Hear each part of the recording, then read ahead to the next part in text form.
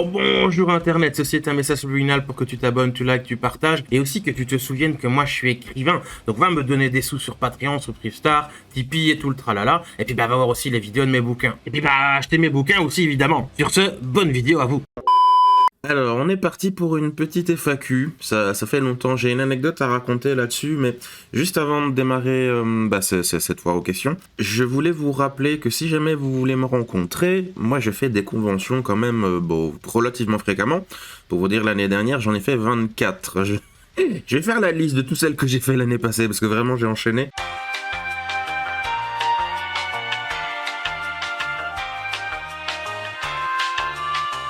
Et je pense que plus jamais je ferai un rythme aussi soutenu parce que vraiment c'est ultra violent. Mais c'est un autre sujet. Donc les prochains événements que je ferai jusqu'au mois de juin, il y en a 4. Donc ce sera les suivants. Ce sera les 4 terres à Namur 1 et 2 mars dans ma région. Ça fait plaisir pour une fois. Donc là c'est plus un truc orienté fête médiévale, fantastique et compagnie. La Medinasia de Bruxelles que je ne présente plus le 7, 8 et 9 mars. Et la Game Fest de Charleville-Mézières le 12-13 avril. Et enfin, la Summer Geek de Tournai le 21-22 juin. Donc si vous voulez venir me voir, n'hésitez pas, même pour taper la Cosette, ça fait toujours plaisir. Hein, elle le mérite, la vilaine Cosette. Non, je déconne. Non mais voilà, petite annonce. Donc maintenant, on est parti pour la fois question. Alors, première question, donc c'est de Linkin Jones. Donc c'est le petit Suisse, comme on l'appelle sur, sur le serveur, qui est d'ailleurs modérateur. À quand le déménagement en Suisse? Bon, probablement jamais, j'ai pas de pognon. Ça coûte super cher la Suisse. Plus globalement, où est-ce que tu en es dans ton histoire d'association? Alors, petit moment histoire. En gros, avant, j'ai remonté à avant quand j'étais pas dans cette histoire d'association, c'est que j'étais donc à la Smart. J'en ai parlé plusieurs fois dans diverses vidéos. Imaginez que c'est une agence intérim, sauf que la Belgique, c'est de la merde. Enfin, en tout cas pour certaines choses, dont celle-là. Et tout était considéré comme un salaire super méga taxé, à 50% ou plus de tout ça. Et plus je gagnais en salaire, plus ma pension diminuait. Donc en fait, il fallait que je paye pour travailler, pour être taxé, pour perdre de l'argent du coup, parce que tout est en salaire, et être diminué de ma pension. C'est ridicule. Donc où est-ce que j'en suis actuellement? On a beaucoup galéré pour créer un compte en banque pour l'association. Et vu qu'on voulait le créer en France pour éventuellement peut-être essayer de choper des subventions, on va pas se mentir. Mais il n'y avait pas que ça, c'était aussi... parce que moi j'aimerais bien déménager en France à l'avenir, machin truc, muche, blablabla. Donc on voulait faire un compte en banque en France. Et on s'est rendu compte en fait que le fait que j'étais belge et que l'asso était française, c'était l'enfer. Les banques belges ne voulaient pas, parce que j'étais dans une asso française, enfin président d'association française, et les banques françaises ne voulaient pas parce que le président était belge. Donc en fait, c'est qu'on a détruit l'ancienne association, et on a recommencé pareil, mais là je ne suis pas président, même si dans les faits toujours. Donc on est sur la fin de ce truc-là qui dure depuis le mois de... Je crois que c'est août ou septembre que j'ai créé l'asso, je sais plus. Et c'est insupportable. Donc là, on est en train de recréer une nouvelle association et on attend confirmation que c'est ok. Mais normalement, ça devrait être bon. Il y a juste eu un petit papier qu'il fallait renvoyer, machin. Puis après, on va enfin créer un compte en banque. Et là, ce sera le président qui le fera. Et ce sera bon. Donc d'ici... peut-être même un mois et demi, 2 mois, normalement ça devrait être réglé. Enfin, sur le mode normalement, malheureusement. Donc voilà, ça avance, mais c'est l'administratif, et notamment la Belgique qui fait chier. Enfin là, il n'y a pas que la Belgique, il y a la France aussi, mais c'est débile, pourquoi... Enfin, bref, c'est comme ça. Je vous apprends rien, vous connaissez tous hein, la vie, l'administration. Comment résister des fois en avoir envie de coller des baffes à tout ce système bureaucrate.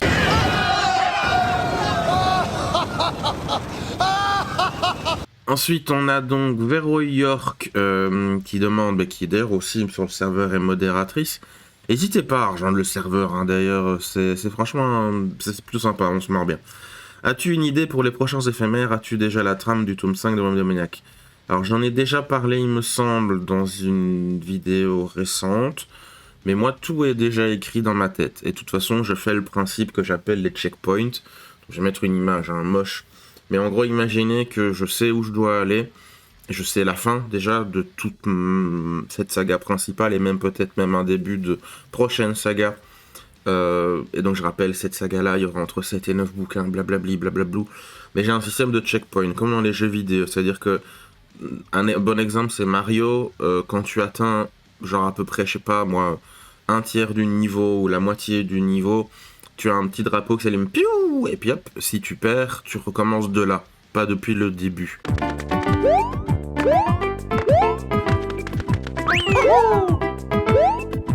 Et c'est un checkpoint en fait. Et donc je rejoins chaque checkpoint.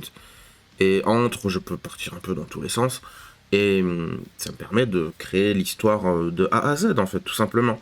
Donc c'est comme ça que je fonctionne. Et le tome 5, oui, j'ai déjà la trame. Il est déjà écrit dans ma tête. Pareil pour les éphémères. J'ai déjà un nouvel éphémère qui est dans ma tête. Cette année, j'aimerais faire 2 bouquins, mais faudra voir si j'aurai le temps de l'écrire et la promo et machin. Ce sera peut-être plus la course que d'habitude et j'aime pas ça et c'est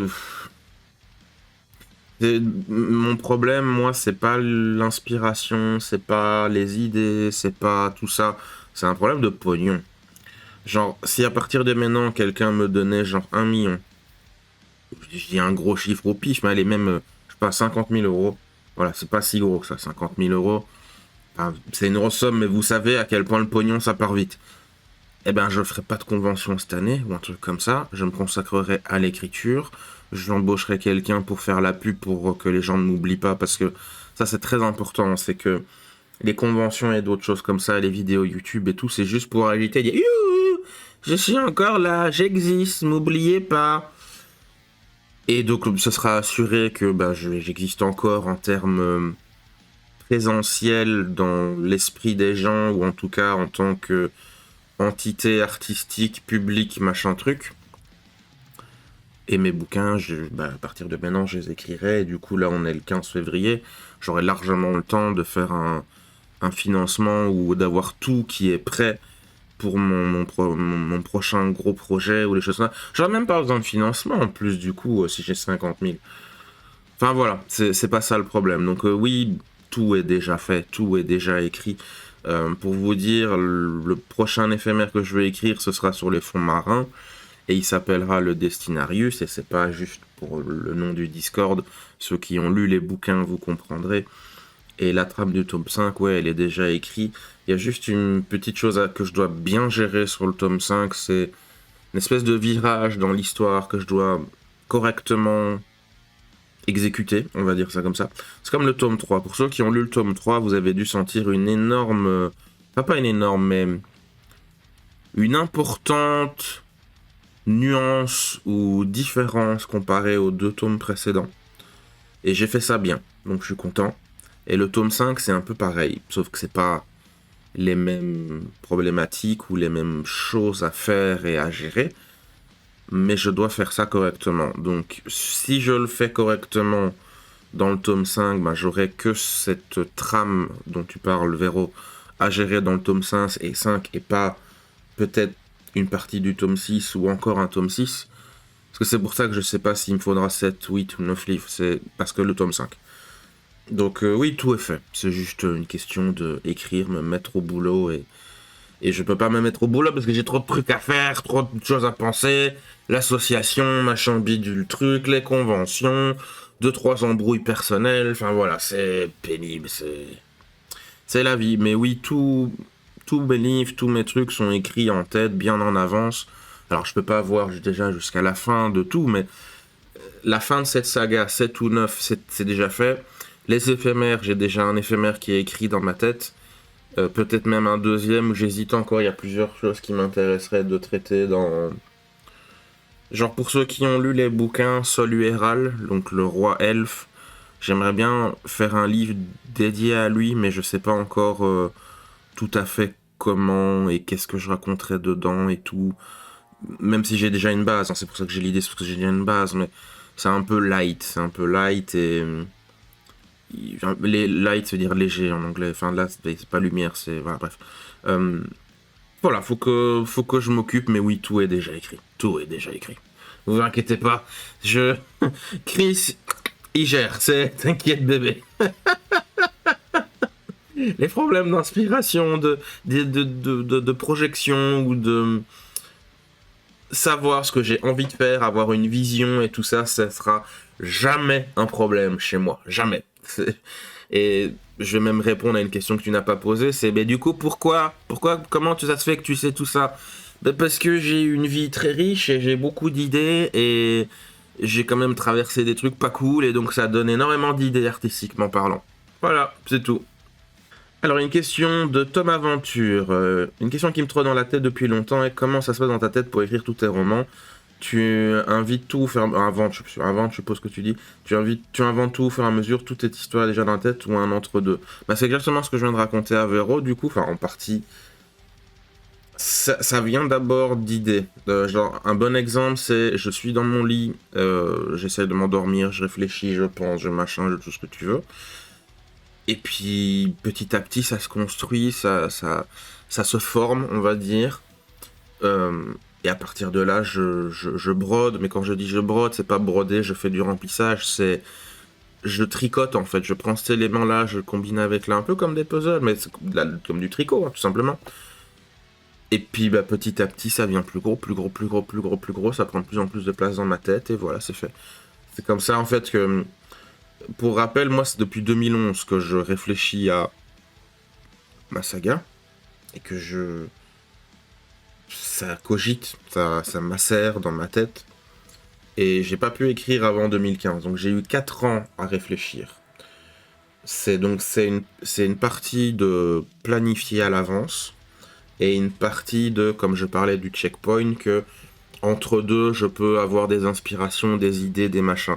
Genre le personnage du délaissé, il n'était pas forcément prévu. En tout cas, pas comme ça.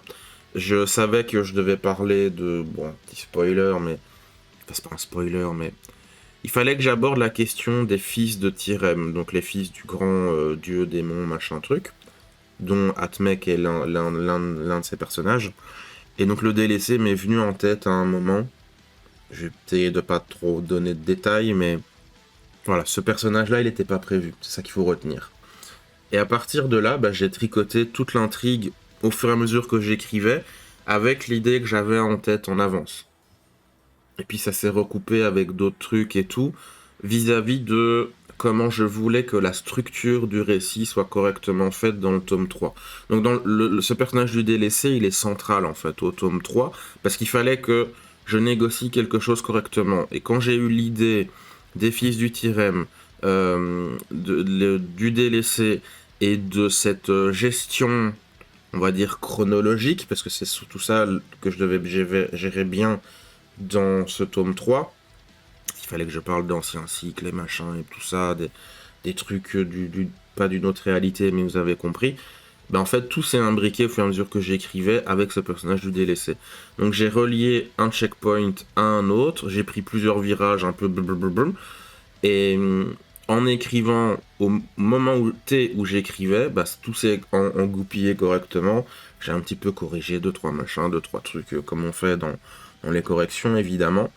Et puis voilà, tout simplement. Donc il y a... tout est déjà dans ma tête en avance, mais je laisse un espace de improvisation, on va dire ça comme ça. Donc c'est plus proche d'un entre-deux et de tout est déjà écrit en avance, mais il y a quand même un espace prévu pour, genre on va dire 20-25%, où je peux m'amuser, faire des personnages et des machins sur le coup d'une impulsion ou d'une... Soudainement j'ai envie de ça, voilà, tiens. Et le personnage du délaissé m'est venu un peu comme ça. En fait, quand j'ai écrit, j'ai parlé d'abord d'une église. Pour ceux qui ont lu, vous comprendrez. Enfin, d'une religion, d'un culte, de tout ça. Et je suis parti du principe d'un fils d'un dieu démon cosmique. Et je me suis dit, mais tiens, qu'est-ce qui se passait si c'était un moment, un prêtre qui rencontre ce personnage, le délaissé, donc un prêtre d'une église, et qu'il y aurait cette dichotomie, ce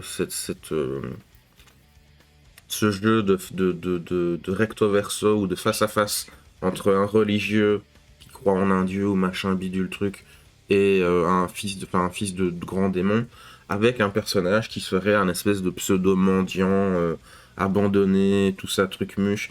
Et ce qui était super, parce que cette religion-là, ben, elle honnie et elle rejette toute forme de charité, on va dire ça comme ça. La religion, c'est la religion des cieux écarlates, enfin, le dogme ou le culte, appelle ça comme tu veux.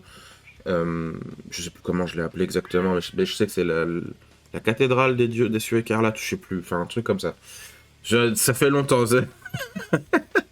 mais peu importe. Ça fait toujours rigoler quand les gens disent tu te souviens pas de ton propre bouquin. Je fais ouais mais oh je l'ai écrit il y a 6 ans. Enfin bref, je les relis pas toutes les 3 semaines, hein, mes livres. Quand même, il y a des trucs que je zappe, je suis plus sûr d'exactement. Et du coup, bah, ce principe-là... Aïe, mon chat qui fait la folle. Ah, Banshee. Pourquoi c'est à chaque fois que je bosse, il faut que tu viennes faire la folle et me rentrer tes crocs et tes griffes dans mon flanc? Ah.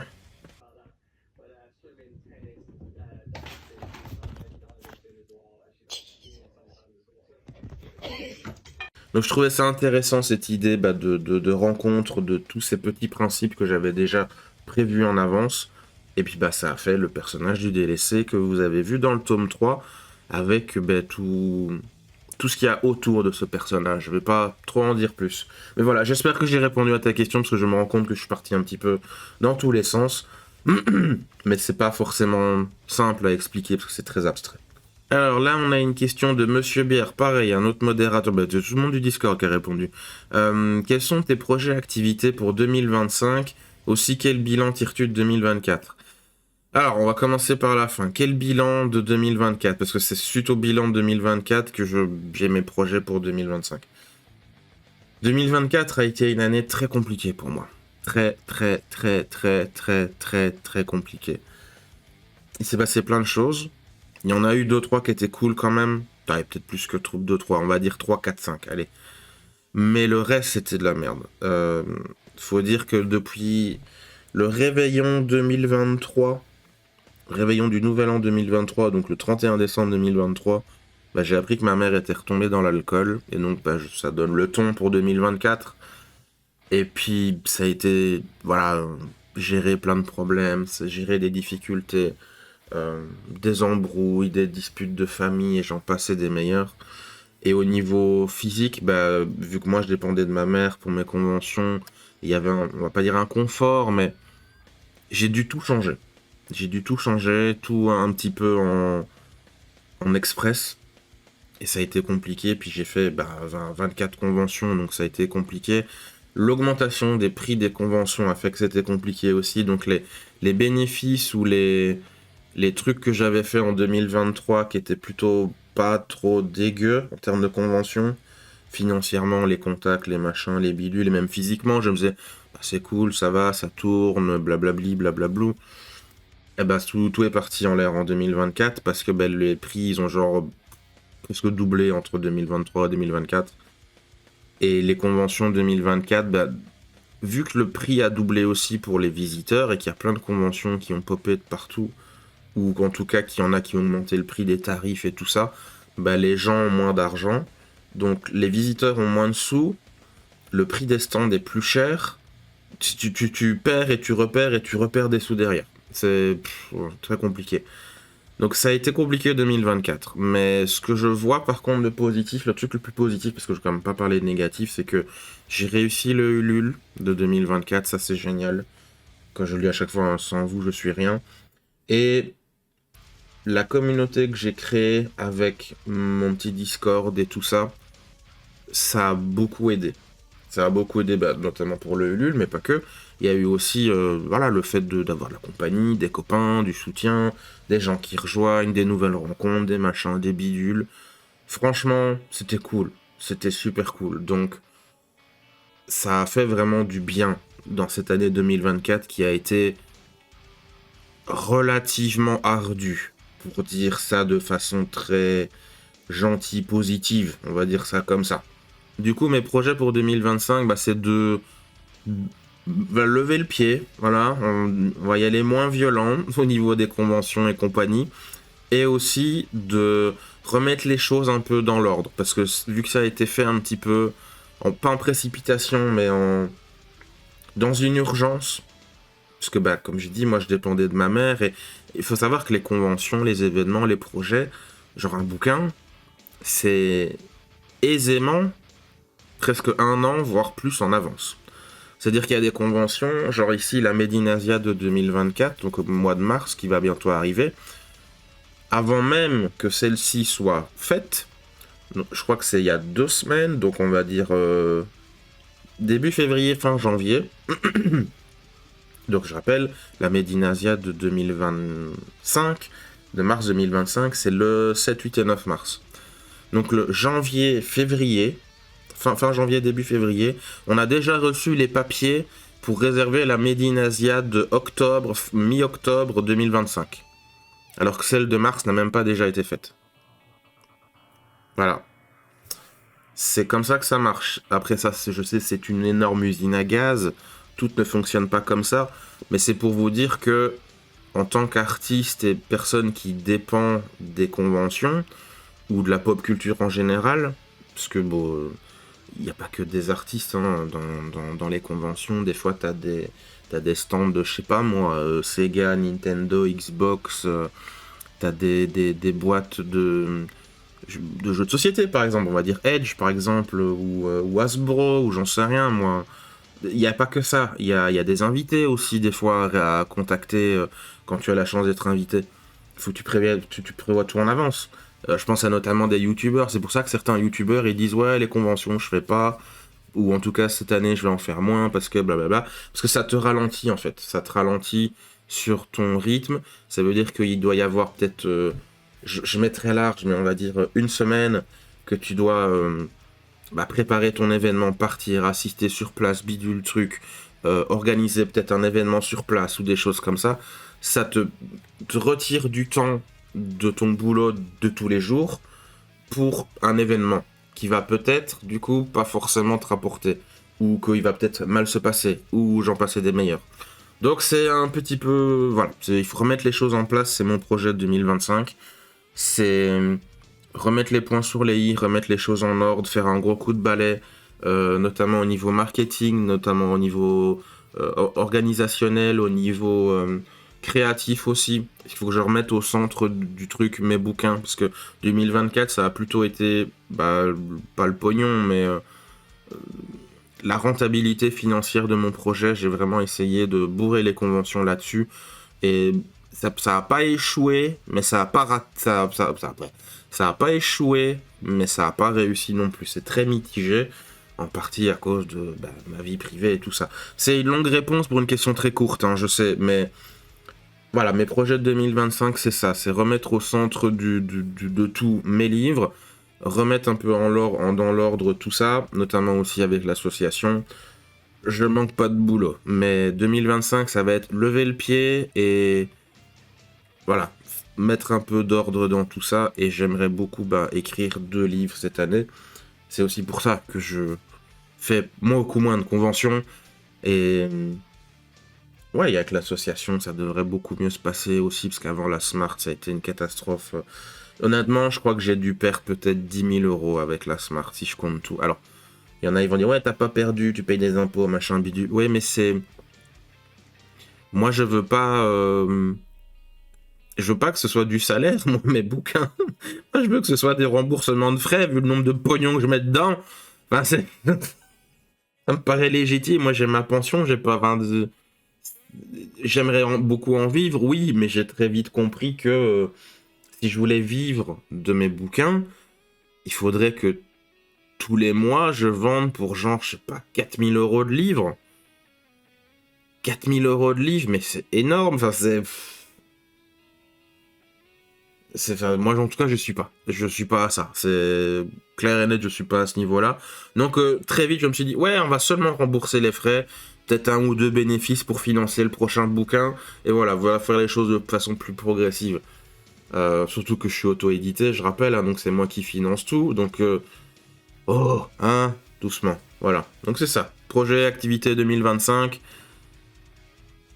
Lever le pied. Lever le pied et remettre les choses un petit peu dans l'ordre. Voilà. Alors là, c'est le moment des questions cons, parce que je vois que je radote beaucoup sur des trucs sérieux, donc on va mettre 2 questions débiles que j'ai reçues. Alors, Dionysos, Team Q ou Nichon? Moi, j'ai envie de répondre ça, voilà. Choisis. Je choisis les deux. Ensuite, on a Alvoco qui dit c'est pour quand le rasage de barbe? Pareil, j'ai envie de répondre ça. Jamais. Au grand jamais. Après, j'ai une option. Si vous me donnez beaucoup de pognon, pourquoi pas? Mais on verra. À discuter sur le prix. Alors, on a ici Alex Matt qui dit une possibilité que tu refasses de temps en temps des vidéos où l'on te voit en facecam.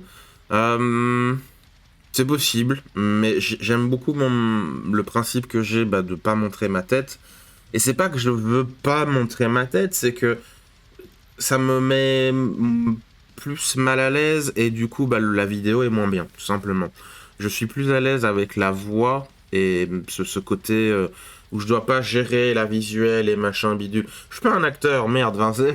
Parce que c'est ça en fait. Quand tu mets la caméra, tu as conscience en fait que tu dois... Non, je recommence. Enfin, c'est pas que je recommence, c'est que je reformule. Tu gagnes justement cette conscience de ça. Cette conscience de toi-même et tout bidule. Et donc tu fais attention aux gestes et bidule. Et c'est pas facile. C'est pas facile du tout. Et je voyais que mes vidéos étaient pas faux folles. Donc le fait de mettre juste l'audio et de ne pas avoir de caméra, ça me permet d'être plus naturel.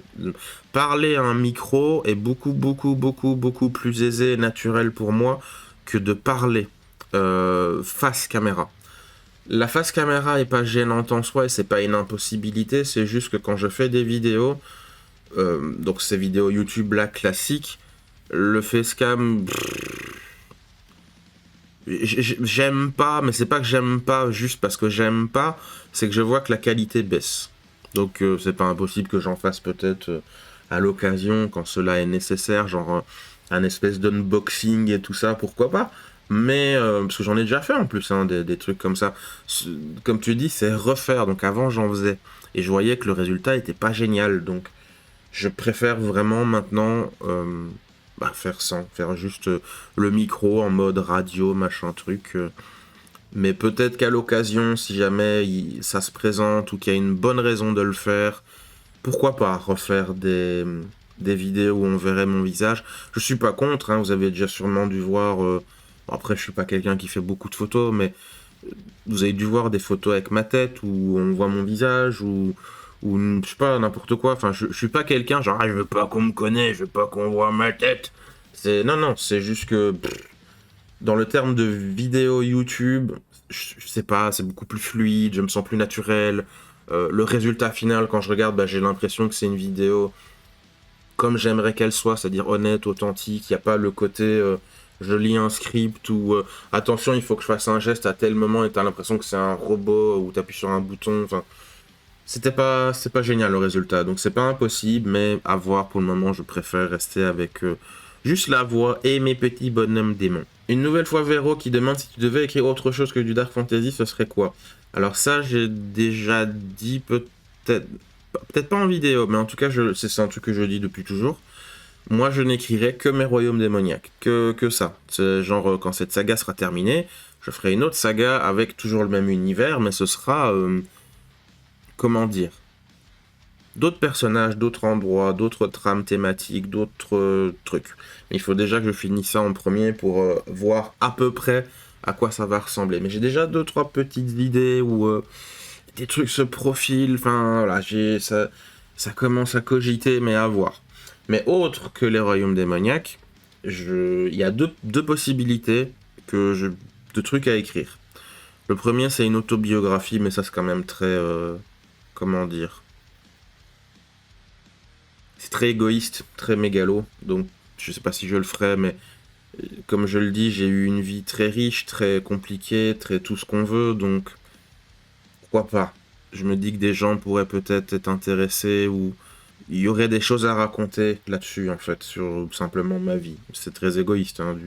Même dit comme ça sonne très égoïste, mais pourquoi pas. C'est un truc que j'y pense déjà, déjà, à mes 15-16 ans, j'y pensais déjà.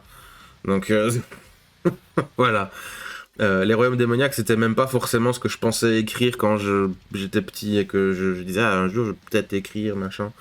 Je n'aurais jamais cru, euh, entre guillemets, réussir autant, aussi paradoxal que ça soit. Parce que j'ai pas réussi, en fait, hein, je galère, mais bon, c'est autre chose. La deuxième chose que je souhaiterais peut-être écrire en dehors de mes romans, c'est un livre sur l'autisme. Un livre sur l'autisme parce qu'il y a beaucoup de choses à dire dessus. Beaucoup de choses à dire. Tellement que... oh là là, c'est... Ce serait un énorme coup de pied dans la fourmilière. Mais il faut que je fasse ça bien, que je trouve le temps, que je sois motivé à commencer à attaquer un sujet pareil. C'est compliqué, mais c'est pour ça que je fais mes vidéos, c'est une façon de le faire sans passer par le bouquin. Mais si vous avez vu mes vidéos, vous savez vaguement dans quelle direction moi je m'oriente, et oui, l'autisme, je n'aime pas trop ce qu'on fait avec l'autisme aujourd'hui. C'est un truc qui me pète les boules, en fait, honnêtement. Mais voilà, pourquoi pas. Mais j'ai déjà bien assez à faire avec ma saga de romans à moi, donc le reste, on verra un petit peu plus tard. Alors, une deuxième question de Thomas Venture, et oui, il n'y a pas de souci, tu pouvais poser plusieurs questions. Hein. C'est un peu une question bidon, mais on m'en fout. Si tu pouvais faire un vœu, ce serait quoi et nous dis pas ce qu'on veut entendre, dis en toute honnêteté. Alors déjà, moi, je dis toujours tout en toute honnêteté. Et là, tout de suite, maintenant, si je voulais... Alors, il y aurait deux vœux qui se bataillent. Le premier, ce serait de trouver l'amour de ma vie.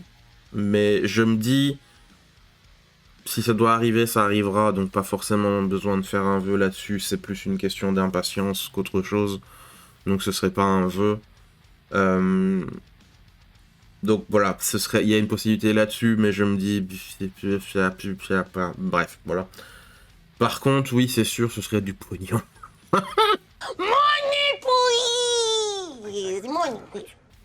Parce que le pognon, ça règle plein de problèmes. C'est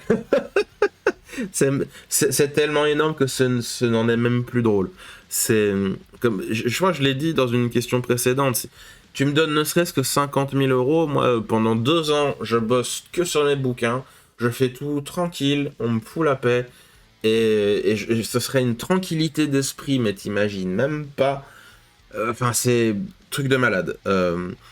Je pourrais payer plein de trucs, enfin, j'aurais pas.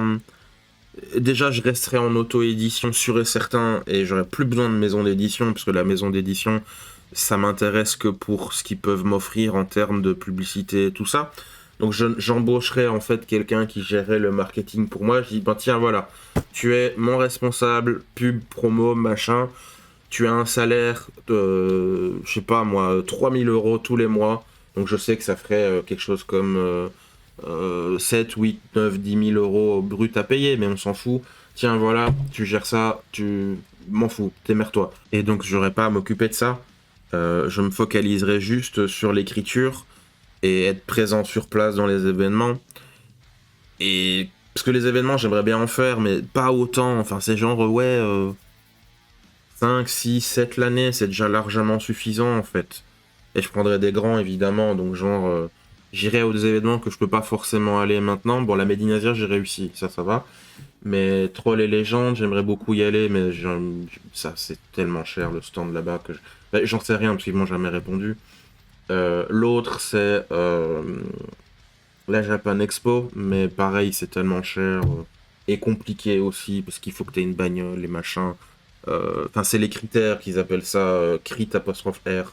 Tu peux pas avoir une bagnole qui va là-bas, et puis même Paris, machin, enfin bref, je ferais genre des trucs comme ça. Évidemment, 2-3 autres petits trucs plus petits, mais ouais, ce serait un vœu, moi c'est du pognon. Tu me files, allez, si on doit vraiment aller à fond, tu me donnes... Allez, je vais même pas aller sur des trucs ridicules, genre 350 000 milliards, non, Non, tu me donnes déjà, je sais pas, allez, 1 million. Voilà, tu me donnes déjà 1 million d'euros. Et putain, mais c'est bon, quoi. Avec ça, je peux bosser bien. Allez, pour être sûr, on va dire 10 millions. Voilà. Et avec 10 millions d'euros, je pense que je suis tranquille pour la vie en question pognon. Et de toute façon, bah, mes bouquins, ils vont se vendre, donc ça va faire un peu de rapporter des trucs et tout. Je pourrais financer d'autres gens que j'aime bien ce qu'ils font ou qui m'ont aidé et que je me sens redevable envers eux. Et plein de petites choses comme ça, m'acheter une baraque et tout, bidule. Et l'amour de ma vie, bah oui, ce serait bien, mais je me dis si ça doit venir, ça viendra. C'est un autre vœu qui m'intéresse, parce que moi je veux être papa, je veux machin, je veux bidule. Euh, et le pognon, je galère, donc c'est un vœu de tranquillité, c'est pas un vœu de cupidité, c'est un vœu de tranquillité. Et d'un petit peu que les choses soient moins compliquées, que les choses soient moins... que ce soit moins une souffrance en fait, tout ce truc-là. C'est con, hein, c'est tellement bateau et nul mais ouais, du pognon, voilà. 10 millions. Et même un, ce serait déjà bien. Et même moins, allez, mettons 100 000 euros, allez, 100 000 euros. Genre, je gagne un ticket à gratter. Voilà, il y a des tickets à gratter, je sais que ça peut monter. Enfin, que c'est des petites sommes, des fois c'est genre 10 000 euros, mais voilà, allez, 500 000 euros, voilà. Ou 100 000. Voilà, t'as compris l'idée. T'as compris l'idée. Un peu de pognon pour me laisser souffler et me laisser bosser en paix tranquille sans avoir de problèmes et de trucs à gérer, penser, bidule, qui m'a fait un peu péter un câble l'année dernière en partie, il n'y a pas que ça, mais c'était quand même un beau morceau. Voilà, ce serait ça mon souhait. That puts you for the rest of your life at a level of fuck you. Somebody wants you to do something, fuck you. Boss pisses you off, fuck you. Alors ici, on a Little Fafa. Quels ont été tes meilleurs moments que tu as pu vivre grâce à tes livres et as-tu des conventions prévues cette année? Alors les conventions, ça j'ai déjà dit, j'ai déjà fait la liste. Et quels ont été mes meilleurs moments grâce à mes livres? Honnêtement, l'écriture, déjà rien que ça a été une expérience géniale. C'était un pur bonheur d'écrire mes livres et de raconter ces histoires. Et le processus de conception et tout ça, c'était vraiment fun. Et mes meilleurs moments, donc au-delà de ça, grâce au livre que j'ai écrit, c'est le retour des lecteurs. Le retour des lecteurs, des gens qui disaient c'est trop bien, je veux commander la suite, tout ça. Et c'est pas question de pognon, genre ah trop bien, il va me filer du fric et tout. On va pas se cacher, c'est sympathique, mais c'est surtout ah, je suis content, t'as aimé.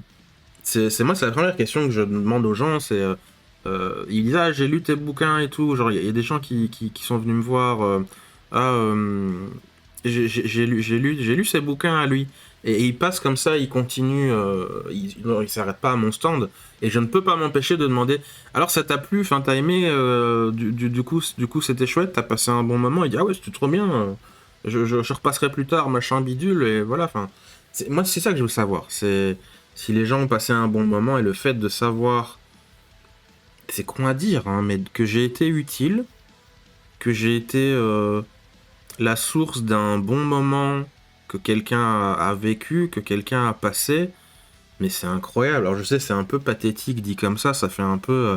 ah ouais, tu te trouves si nul que ça, ou t'as si peu d'estime de toi, ou tu penses à ce point-là que tu sers à rien. Mais non, enfin c'est... Il y a un peu de vrai, mais c'est... Ouais, je veux juste... Je crois que les premières fois que ça m'est arrivé, j'ai manqué de pleurer. Enfin, ça a vraiment m'a pris... ça m'a ému. Maintenant, bon, je suis pas blasé, mais ça me fait plus aussi fort, évidemment, parce que ça, les répétitions, tout ça, on s'habitue. Mais simplement de savoir que j'ai été quand même... que les gens qui ont lu mes bouquins, ça leur a plu, c'est incroyable. C'est ça les meilleurs moments que j'ai vécu. Et après, il y a eu aussi quelques rencontres qui se sont faites grâce à ça. Des gens en convention, ils disent ah mais ton stand il est trop bien ou je sais pas quoi, ou enfin plein de petites choses comme ça, c'est ou des collègues, enfin des gens exposants que j'ai rencontrés, des lecteurs que j'ai rencontrés, genre la personne avec laquelle je fais mon asso que j'ai parlé au début de la FAQ, c'est au départ c'est un lecteur, enfin lecteur, même pire que ça, c'est que il a découvert mes vidéos sur YouTube. Puis il a lu mes bouquins, il a trouvé ça cool, et puis la suite a fait son chemin. tous les gens de mon Discord, ils viennent soit de YouTube, soit de mes bouquins. De toute façon, ma chaîne YouTube, alors oui, c'est un peu séparé, mais je parle de mes livres dedans. Enfin, si je fais ma chaîne YouTube, en fait, c'est pour supporter mes livres, c'est pour... c'est c'est pour dire hey, j'existe, je suis là, voilà, machin. Donc c'est... Ouais, des gens qui rejoignent de mon Discord après avoir fait une convention, des choses comme ça. Les rencontres que tu fais grâce à cette activité artistique que tu as, c'est juste trop cool. C'est juste trop cool. C'est vraiment mes meilleurs moments. Ici, il y a par exemple quelqu'un qui fait beaucoup de conventions avec moi. J'en ai parlé, hein, parce que ma mère était retombée dans l'alcool et tout ça, et du coup, on a coupé les ponts en fait. Et j'ai dû en urgence demander de l'aide, savoir si il y avait moyen de m'aider pour les conventions que j'avais déjà réservées à ce moment-là. Et quelqu'un s'est proposé, et c'est sur mon Discord, et c'était un lecteur en fait. C'est même, voilà, je l'appelle Rodolphe, parce que c'est un fan de cerf, machin. Et on s'est rencontrés à ma deuxième convention. C'était un tout petit machin à Liège. Et il m'a suivi depuis. Il a participé au Ulule du tome 3, il a participé au Ulule du tome 4, enfin... Voilà. Et maintenant, c'est avec lui que je fais les conventions. Genre, il vient me chercher, on part ensemble et tout ça. Et c'est grâce à mes livres. Les rencontres que tu fais grâce à une activité artistique, c'est surtout pas à sous-estimer. C'est pour ça que je conseille à tout le monde à tous les artistes de faire des conventions, même pas forcément souvent. Y a pas besoin de faire comme moi j'ai fait, des trucs de barbare, plus de ventes par année. Mais faites-en, parce que vous ne vous rendez pas compte du potentiel qu'il y a en fait, à faire des conventions et rencontrer des gens. Ça peut, même dans votre vie privée, personnelle, je sais pas, peut-être qu'un jour je trouverai la femme de ma vie grâce aux conventions, j'en sais rien moi. J'aimerais bien. On n'y est pas encore, mais voilà, vous pouvez trouver des partenaires, vous pouvez trouver des collaborateurs, vous pouvez trouver des fans, des lecteurs, vous pouvez trouver, je sais pas, un nouveau patron, genre vous rejoignez une team et du coup tu bosses avec quelqu'un, tu dis ah mais ouais j'avais déjà entendu, c'est trop bien, je cherche un boulot et tout, et il dit ah mais tu fais ça toi, ouais, mais justement je cherche quelqu'un, oh, et là t'as le mec qui est exposant qui dit oh putain trop bien. Et du coup, tu trouves du boulot. J'en sais rien, moi. Le potentiel, honnêtement, c'est infini. Alors, je veux pas trop non plus survendre et donner du rêve à tout le monde, mais c'est pour dire qu'il y a un potentiel. Genre, maintenant, je pensais même en faire une vidéo du besoin, de la nécessité de sortir et de faire des rencontres et tout ça, et entre guillemets, faire des conventions. Parce que il y a des gens que j'ai rencontrés en convention qui sont dans tous les milieux. Enfin, il y en a qui sont dans le cosplay, il y en a qui sont de la photo, il y en a qui sont des lecteurs, il y en a... Par exemple, les dessous de verre que je fais, c'est fait avec quelqu'un que j'ai rencontré en convention. Puis on a sympathisé, voilà, et maintenant on fait une collaboration. Voilà, un exemple parmi tant d'autres. Ensuite, on a une autre question de Maud Munier. Quand tu étais petit, comment tu imaginais ton avenir? Oh là là. Alors ça dépend ce que tu appelles petit, donc je sais pas si tu parles de petit genre 5-6 ans ou petit genre jeune adolescent 12, 13, 14 ans ou même 17, 18 ans, parce que ça aussi t'es petit en fait à cet âge-là, tu t'en rends pas compte. Bon, je vais essayer de te répondre à un peu tous les stades. Quand j'étais petit, tout petit, moi je rêvais d'être paléontologue. Alors je sais que t'as dit imaginer, mais moi je rêvais d'être paléontologue parce que j'adore les dinosaures. Puis après, quand j'avais 12-13 ans, moi j'étais intéressé je crois que je commençais déjà avec les bouquins en fait, ou en tout cas la pop culture et tout ça. Tu sais, genre à bosser sur les Tortues Ninja, bosser sur Pokémon, être dans ce milieu-là en fait, mais moi je voulais juste être immergé en fait dans ces univers-là. Bosser dedans, pour moi c'était pas bosser, c'était les vivre en fait. Enfin bref. Après, pour vraiment imaginer, honnêtement, moi, j'imaginais pas vivre aussi vieux. Moi, j'imaginais déjà mort, en fait. J'imaginais pas mon avenir. Pour moi, c'était les ténèbres. C'était l'enfer, c'était l'horreur, en fait. C'était Bon, c'est ce que j'ai un peu vécu, hein, on va pas se mentir. Donc c'était vraiment... Ouais, j'imaginais rien. En tout cas, rien de bien. J'imaginais rien de très fun, rien de joyeux, rien de positif, rien de... Ouais, je m'imaginais mort, simplement. C'est un peu moche et je suis désolé de te donner une réponse aussi courte et aussi trash et aussi un peu violente et tout ça, mais c'était ça. C'était juste... j'imaginais rien de bien. Rien de bien. Genre, je me souviens, c'était... Alors, j'étais pas petit, hein, mais...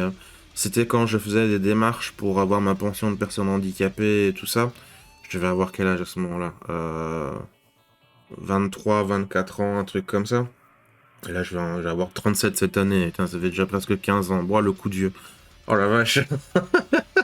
Et une des questions qu'un médecin expert, tu sais, pour vérifier si j'avais droit et tout ça, machin, il disait, mais comment vous imaginez...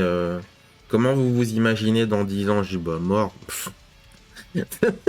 Après, à ce moment-là, j'étais très dépressif. Enfin, dépressif. C'était vraiment l'une des pires périodes de ma vie. C'était top 3, top 5 minimum. Vraiment minimum. J'irais même, honnêtement, je crois que ça se bat pour le spot de 1, 2 ou 3. Honnêtement.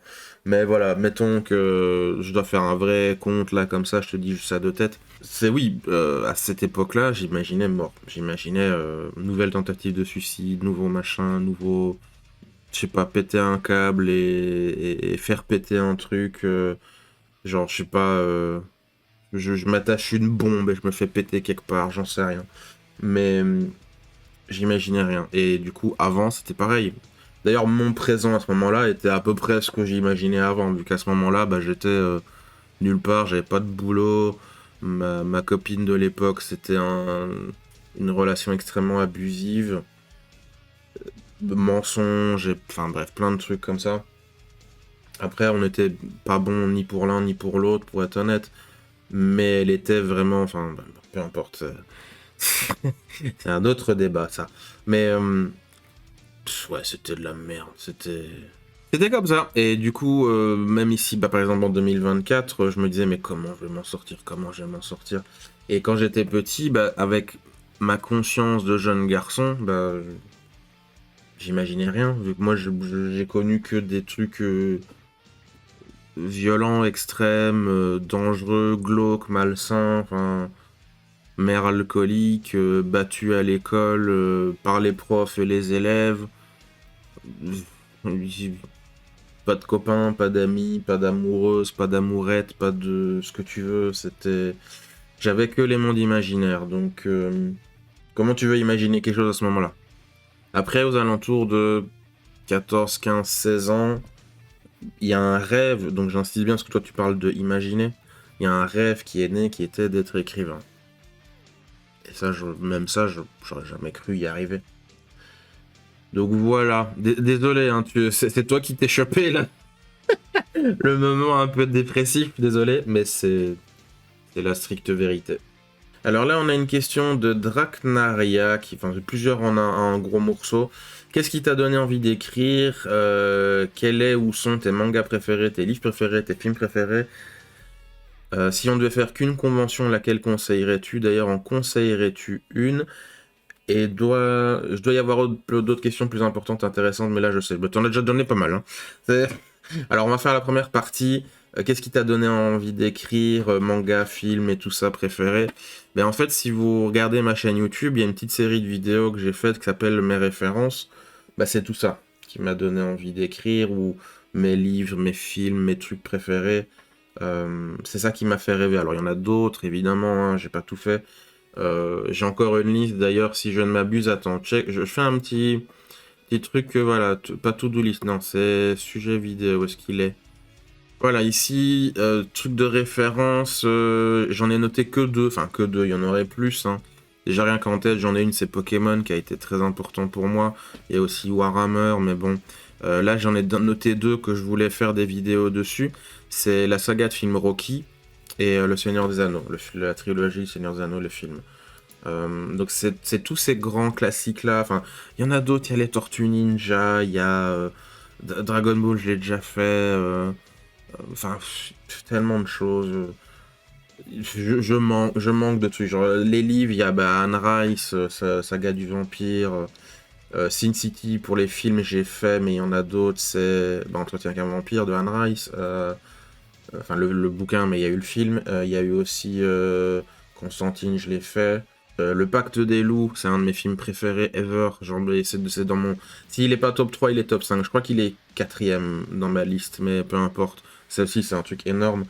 Donc j'ai déjà répondu à tout ça à travers mes vidéos, mais c'est ça qui m'a donné envie d'écrire en fait. J'étais comme la dame Maud qui posait une question juste avant, j'étais dans une existence et une vie compliquée où il y avait que les mondes imaginaires qui me... C'est comme si je vivais par procuration à travers eux. Et j'aimais tellement ça que je voulais continuer à y vivre en fait dans ces trucs-là. Je voulais, genre vraiment comme dans les mangas ou les films ou les jeux et tout, c'est genre t'es transporté dans un autre monde et machin. Et de ce qu'on appelle les mangas isekai, tu vois. Je voulais ça. Je voulais ça. Parce que ma vie serait meilleure comme ça. Et du coup, c'est pas possible. euh, Autant continuer à y vivre en bossant dedans ou en étant dans le processus de création de ces choses-là, tout simplement. Donc c'est ça qui m'a donné envie d'écrire. Après, j'ai aussi, quand j'ai commencé à écrire de la poésie ou des trucs un peu plus intimes et tout ça, aux alentours de 15, 16, 17 ans, genre je m'amusais à écrire des textes pour le plaisir honnêtement, ou aussi pour réfléchir, parce que le écrire, ça fait réfléchir. Enfin, ça te fait réfléchir au fur et à mesure que tu écris, genre tu réfléchis en écrivant. C'est comme une réflexion active, on pourrait dire. Je sais pas. Mais c'est le principe que tu écris, mais ce que tu as écrit te fait réfléchir sur toi-même. Donc ça m'a fait beaucoup d'effets. Je faisais des trucs un peu romantisme noir à la Baudelaire ou des essais philosophiques, bon à mon échelle évidemment. Comme je sais pas moi, Descartes, Sartre, Aristote... Nietzsche, Kant, enfin peu importe. Et j'aimais cet exercice. Genre vraiment, je le faisais par plaisir. Et j'ai noté, notamment aussi à cet âge-là, c'est que les travaux qu'on donnait à l'école, genre vous devez écrire un poème ou un machin ou un truc, genre moi je le faisais, mais c'était pas un devoir, c'était fun. C'était cool. Ouais, chouette. Bon, je voulais peut-être faire d'autres trucs que les consignes qui étaient, genre il fallait que tu fasses ce mot-là, ce truc-là, ce bidule-là. Mais j'aimais bien, ça, c'était cool. Donc c'est ça qui m'a donné envie d'écrire, c'est un profond désir, besoin, oui, une très très immense envie de... c'est pas français ce que j'ai dit, très très immense, mais très grande, mais au-delà de grand, c'est immense, envie de vivre dans des mondes imaginaires. Pour les conventions, moi honnêtement, je suis un grand adepte. La conjugaison de merde et la liaison de merde. Je suis un grand adepte de l'organisation, enfin les organisateurs de Summer et Winter Geek, parce que pour moi, ils font tout ce qu'il faut faire. Ils font tout ce qu'un organisateur doit penser. Des activités, le plan de la salle, les chemins, les allées pour les visiteurs, le placement des choses. Bon, des fois, il y a des choses à revoir, mais on peut toujours pas refaire, il y a des erreurs, mais ils essayent. Ils ont une très très bonne volonté de faire les choses bien, et ils ont un désir de travailler correctement. Ils pensent à tout ce qu'il faut. Les animations, la scène, les invités. Enfin, voilà, ils font tout ce qu'ils peuvent. Je vois pas trop ce qu'ils pourraient faire de plus. En tout cas, moi. Parce que moi, je me suis déjà dit, si je faisais une convention, je ferais comment. D'ailleurs, honnêtement, j'aimerais bien peut-être faire une convention. Genre en organiser une, mais vrai. Genre IRL et tout. Bon, faudra commencer petit, évidemment, mais ça pourrait être chouette. Ça pourrait être vachement chouette.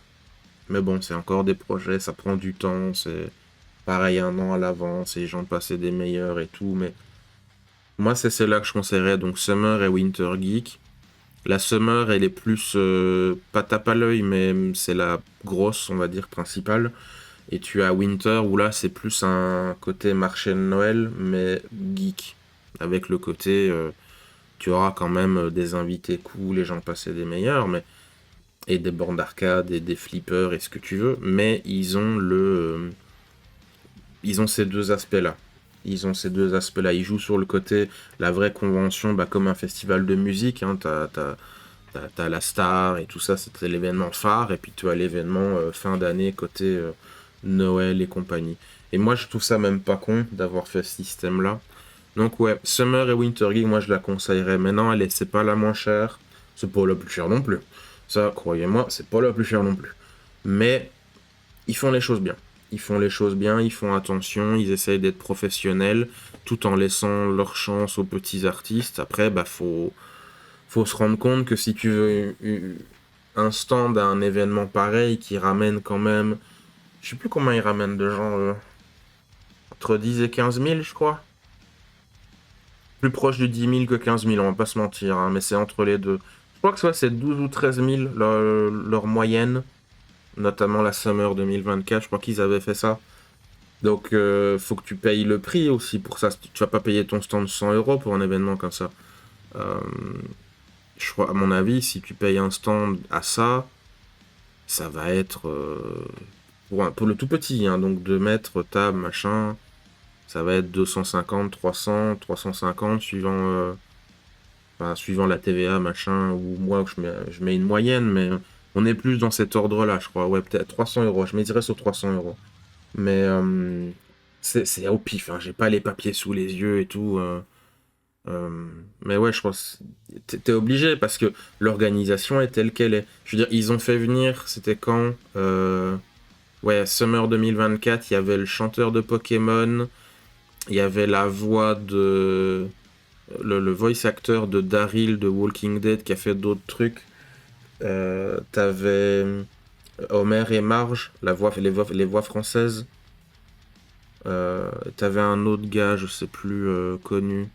C'était pas un gars de Hélène et les garçons, je crois. Ou alors c'est la Winter qui était là, je sais plus.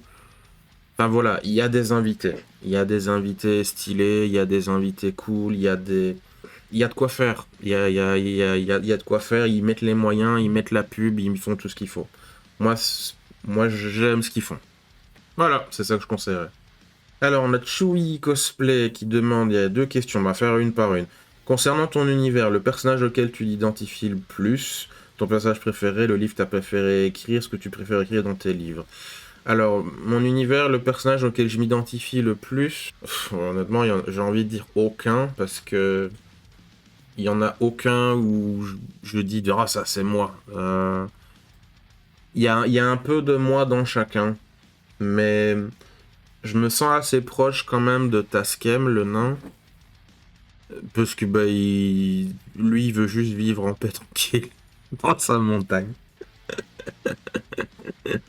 Mais en tout cas, c'est celui auquel je m'identifie le plus et c'est celui qui me ressemble le plus. Je veux juste vivre dans mon coin, foutez-moi la paix. Siwen, son côté, vous me faites chier, voilà, je vais péter un câble et je vais tout péter. Le côté rebelle et compagnie, il y a un peu de ça, mais il y a trop de trucs chez lui qui font que c'est pas moi. Parce que bah, déjà, j'ai pas de pouvoir magique et j'ai pas les moyens de faire ça et bidule. Mais Taskem, ouais, je pense que c'est celui qui m'identifie le plus. Mon personnage préféré, honnêtement, et ça va avec le livre que tu as préféré écrire, je dirais que c'est le délaissé. Mais ceux qui ont lu, vous savez, c'est tout un concept, ce personnage. Ça, c'est genre, ils sont plusieurs là-dedans, limite. Mais, ouais, et c'est le tome 3 parce que c'est celui que j'ai... Bah déjà, c'était dans la période Covid, donc j'avais rien à faire et tout le monde me foutait la paix. Et voilà, j'avais pas trop de soucis. C'est une période de ma vie qui était pas trop dégueu non plus. C'était plus ou moins calme et j'avais pas trop de problèmes. Et donc j'ai pu bosser vraiment tranquillement. Et le délaissé, j'ai adoré bosser dessus.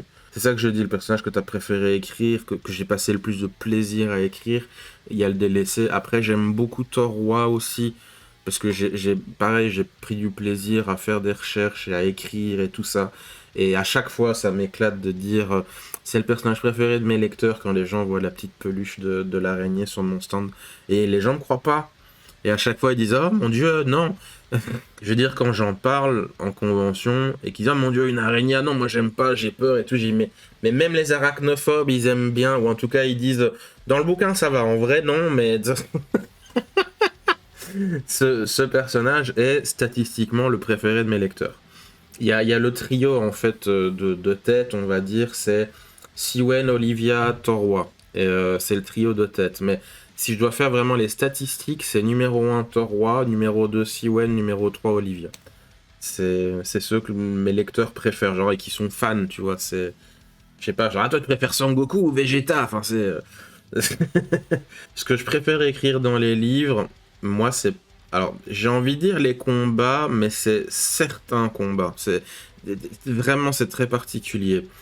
Et c'est même pas forcément un combat bagarre. C'est quand deux personnages se rencontrent et ils ont une idéologie opposée. Et que bah, ils font une espèce, pas de joute verbale, mais de... Tu sens qu'il y a une confrontation pardon, entre deux points de vue, entre deux façons de voir le monde, deux identités. Que même des fois, ils peuvent dire « Ah, je comprends, je peux voir ça d'un certain point de vue, mais non, je suis pas d'accord. » Et du coup, bah là, ils se mettent à se taper dessus et tout ça. Et j'aime bien cette dynamique-là. Donc, mettons, deux personnages, deux ennemis, ils se rencontrent, il y a un moment de discussion, un moment... voilà, et puis ils se tapent dessus. Sinon, un autre truc que j'aime bien écrire, c'est... J'aime beaucoup le world building, donc j'aime beaucoup raconter, par exemple, je me souviens, il y a un moment, je crois que c'est dans le tome 3, encore une fois, il s'est passé beaucoup de choses dans le tome 3. Tome 3 ou 4? Je crois que c'est dans le tome 3. Dans le... Bon, je vais donner deux exemples, alors, parce que je suis plus sûr. Dans le tome 3, il y a une scène, si je ne m'abuse, oui, c'est le tome 3. C'est l'Odyssée, où tu as les humains qui partent dans un nouveau continent pour un peu découvrir et tout ça.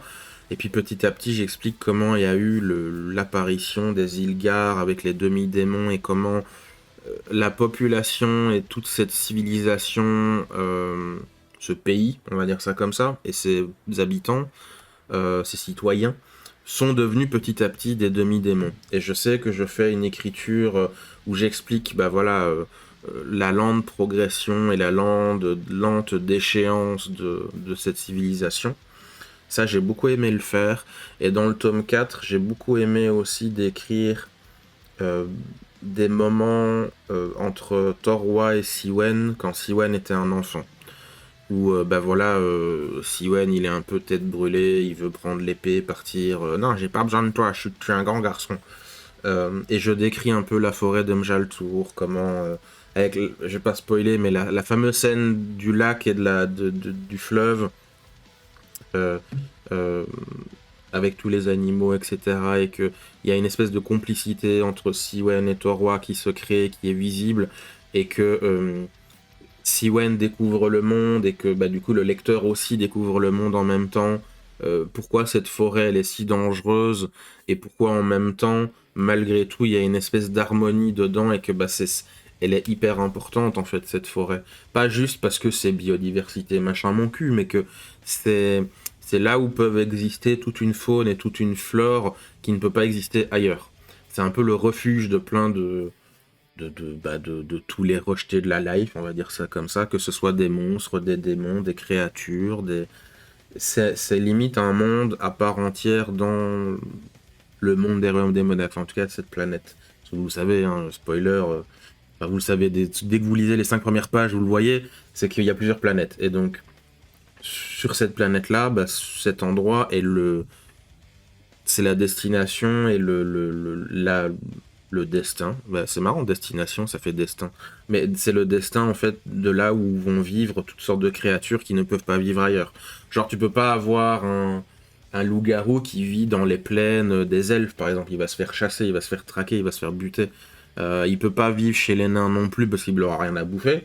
Ils vivent tous sous la terre, mais c'est plus de... Comment dire ? C'est des structures, en fait, les nains. Ça aussi, c'est un truc que j'ai bien aimé écrire, expliquer comment les nains vivent, qu'en fait... pardon.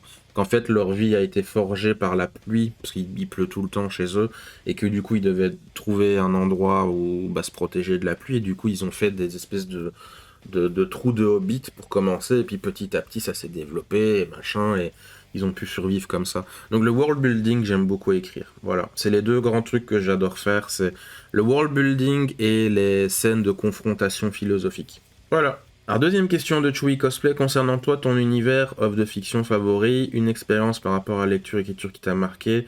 Si tu devais raconter ton univers via un autre média, le support, lequel serait-ce? Voilà, il y a plein de questions en même temps là. Mon univers et œuvre de fiction favori, moi c'est le vieux Warhammer, mais quand je dis le vieux Warhammer, c'est vraiment spécifique. Je vais paraître un super élitiste de merde, mais c'est le début 2000 Warhammer, donc c'est la V6 de Warhammer, où je vais montrer probablement en vidéo. Tu avais ce type de livre d'armée, tu avais ce type de visuel, ce type d'univers, ce type d'ambiance et tout ça. Pour moi, c'était le best Warhammer ever, et aussi le meilleur univers de fiction, parce qu'il y avait tout dedans. C'était incroyable. Tu pouvais lire des livres, ou même lire les livres d'armée, t'avais des histoires, t'avais tellement de choses. C'était un truc de malade. Et c'est ça en fait qui a créé tout le visuel de mes bouquins. C'est que moi, les dessinateurs, je les appelais, je disais, bon, voilà, il faut que tu dessines des trucs comme ça. Tu te sens capable de le faire? Ouais, ok, cool. C'est aussi simple que ça. Et je l'ai vécu, moi, cet univers-là. D'ailleurs, je suis arrivé, pas vers la fin, mais au milieu de cet univers-là, parce qu'en fait, il y a eu la V7 de Warhammer qui est sortie en 2008, je crois, 2008-2009, dans ces eaux-là, je pense, je suis plus sûr. Et donc je suis arrivé un peu au milieu de la V6, et t'avais déjà plusieurs bouquins qui étaient sortis. Je crois que t'avais les nains, les orques et gobelins, l'Empire, t'avais les elfes et les elfes noirs, enfin voilà, t'avais plusieurs livres qui étaient déjà sortis. Et quand les hommes lézards sont sortis, alors là j'étais, ah oui. Il y a même eu les rois des tombes, il y a eu les ogres et tout, enfin c'était trop bien. C'était tellement génial, parce qu'en plus avant, les morts vivants dans Warhammer, c'était un seul livre, t'avais les morts vivants. T'avais Khemri, enfin les rois des tombes, et puis t'avais Nagash, les contes vampires et tout. Tout était dans un seul livre. Pareil pour le chaos, tout était dans un seul livre. Puis ils ont séparé les bêtes du chaos, les hordes du chaos, mais il y avait les démons toujours. Donc après ils ont reséparé avec les démons, mais peu importe.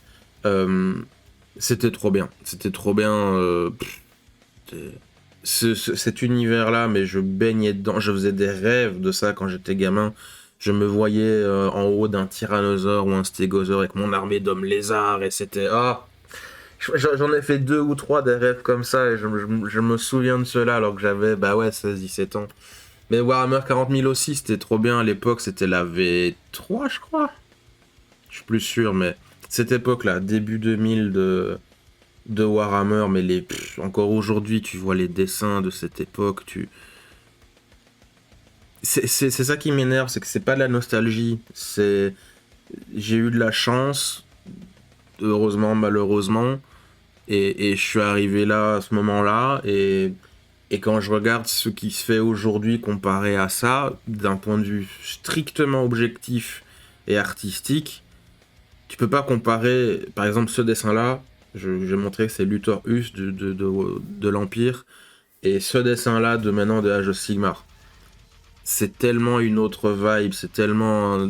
c'est incroyable. Donc c'est ça, mon univers favori. Alors une expérience par rapport à la lecture et l'écriture qui t'a marqué, moi je l'ai dit dans une autre question, c'est quand j'ai commencé à écrire de la poésie et des textes un peu plus sérieux, on va dire un peu des trucs dépressifs, on va pas se mentir, et j'y ai pris plaisir tout simplement. Et à ce moment-là, pareil, je continue sur l'anecdote de Warhammer, c'est que je m'amusais à écrire des histoires de mes armées en fait. Je me souviens, j'avais une armée de nains, j'appelais ça les prophètes des rancunes. Genre, j'ai créé ma petite armée comme quoi que c'était des gens qui, leur but c'était de régler les rancunes des nains dans le livre des rancunes, donc le Damaskron. Je commence à rentrer dans l'univers de Warhammer là. Et eux, leur but c'était d'aller régler les problèmes. T'avais aussi mes hommes lézards, j'appelais ça les guerriers du soleil Shotek, où c'était Shotek, c'est un dieu des hommes lézards, enfin un ancien C'est encore autre chose, c'est même pas un dieu, c'est un ancien, c'est encore autre chose. Et qu'à un moment, leur cité-temple s'était fait défoncer, et qu'ils allaient en haut des pyramides jusque le dernier homme debout, last man standing, et que plus ils montaient dans les hauteurs des pyramides, plus le soleil chauffait et les rendait plus forts, et c'est comme ça qu'ils ont réussi à repousser les ennemis. Enfin, j'ai plein d'histoires comme ça que j'ai inventées avec mes Warhammer. J'avais les Necrons à 40k que j'aimais beaucoup, il y avait les Space Marines du Chaos, il y avait les 13e compagnie Space Wolf. Enfin,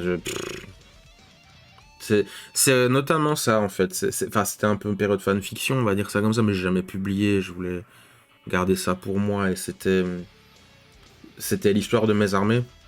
Le fait d'écrire ça, le fait d'écrire de la poésie, le fait d'écrire tout ce côté, je prends plaisir à écrire et je m'exerce à faire des choses et des machins. Et en termes d'écriture, pas pro, mais j'essaie de vraiment m'atteler à l'art et l'artisanat et la pratique sérieuse pour la qualité de mon écriture. Je me suis dit, ok, il y a un truc là, il y a un truc, je te parle de ça, donc j'avais 16-17 ans, c'était 2002, ouais, un truc comme ça.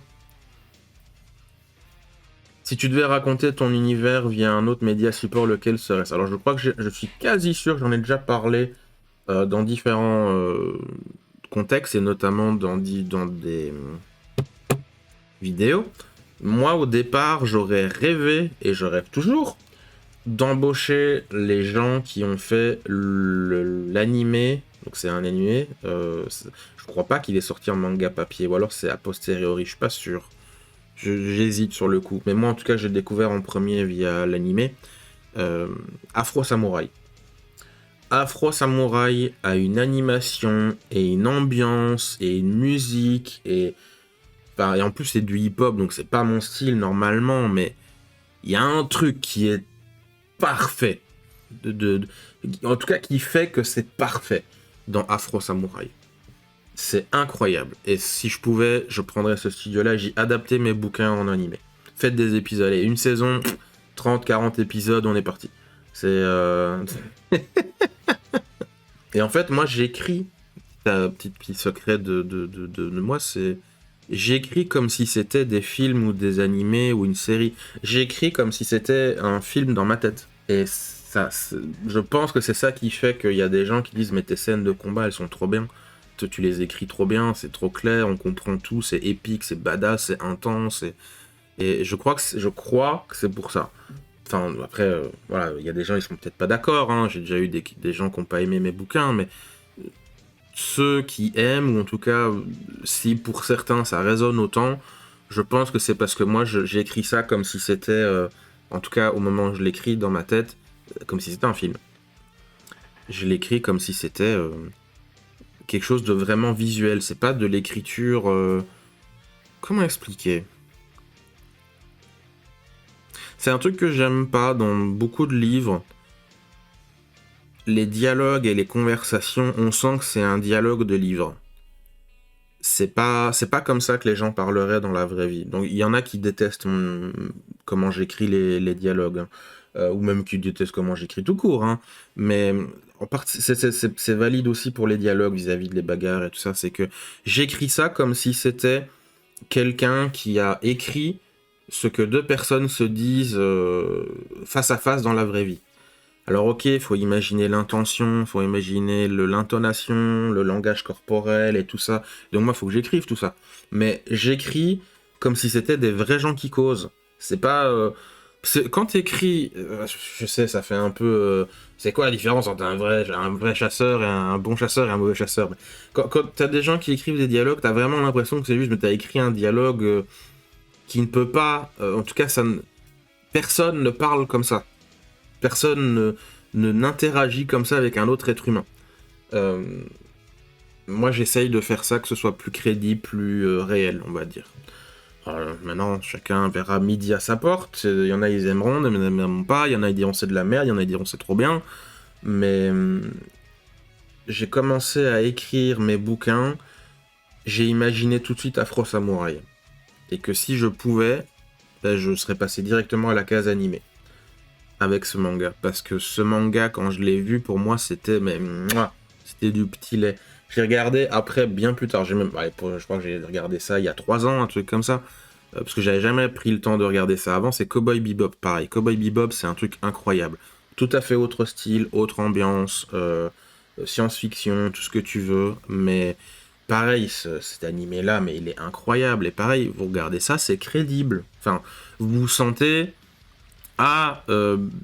c'est quelque chose que je peux imaginer que ça se serait passé dans la vraie vie. Vous regardez pas les dialogues entre... comment c'est encore... je vais regarder le nom parce que ça m'énerve d'avoir oublié. Voilà, j'ai trouvé le nom. Donc, je l'avais en tête, mais j'étais pas sûr, j'avais peur de dire une connerie. Vous regardez le début, le tout premier épisode de l'animé. C'est Spike et Jet qui discutent et ils disent ah t'as un boulot, t'as machin.